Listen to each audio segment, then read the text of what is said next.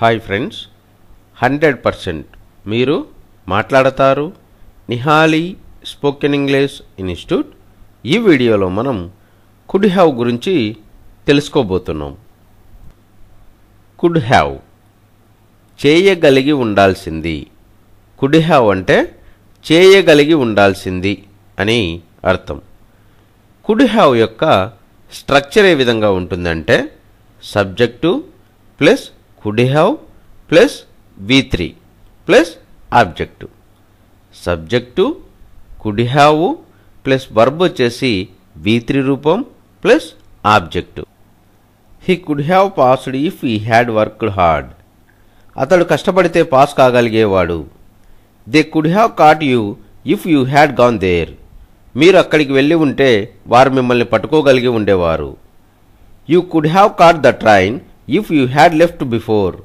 మీరు ముందుగా బయలుదేరి ఉంటే రైలు అందుకోగలిగి ఉండేవారు. They could have helped you if you had gone there. మీరు అక్కడికి వెళ్ళి ఉంటే వారు మీకు సహాయం చేయగలిగి ఉండేవారు.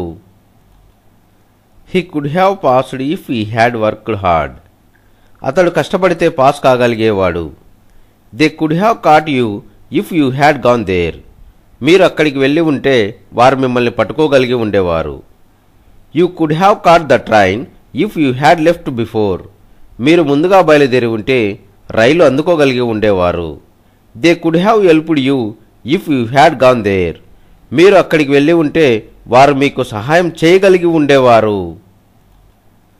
He could have passed if he had worked hard.